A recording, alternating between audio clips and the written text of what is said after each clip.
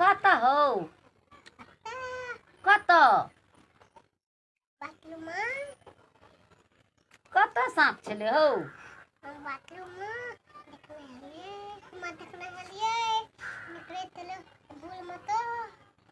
bathroom में कौन भूर छले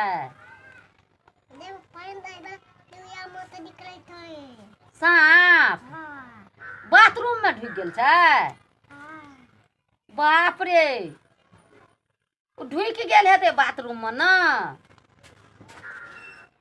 तू गेल छलह हगै लए गेल छलह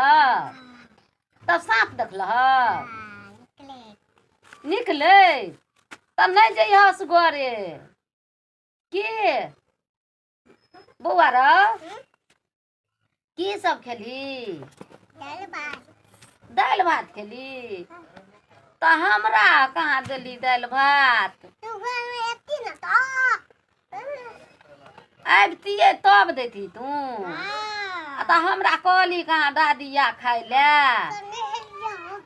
नेहल तब खेलह आय बौआ बौआ मैं कत गेल मैं घर में छ तो हम जाय छी काज करे ला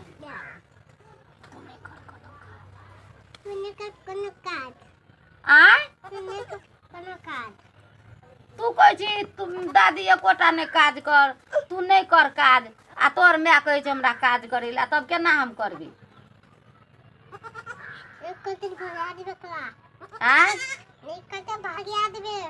उ नहीं करते काम तो भगा देबह तू तो तोरा हम कोरे के ल के बैठल रहब आय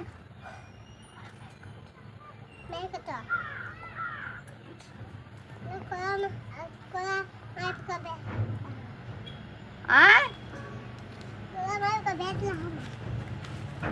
तू कोरे में बैठबी तो काज कर के जेतै माँ करते काज हमरा नहीं काज करबे हम आय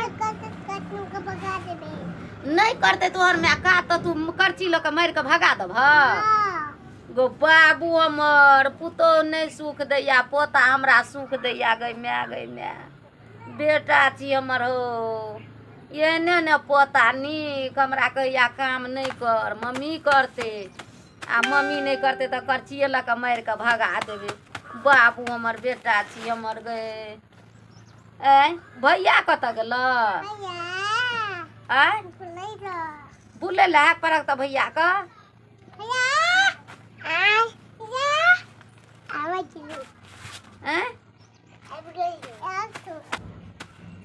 बौआ रो बौआ की कहे छै से हमरा काज करे ला तू नहीं जो हमरा कोरा के ले मम्मी करते काज नीके कहे छै वो बेटा हमर तो हमरा हम बैठिए के खेबै तू नमहर हब तब सब करबह तोहर मम्मी खाइयो ला नहीं दै छै आ झगड़ा बड करे देखी बौआ रो ई की छियै लटकल रो की छियै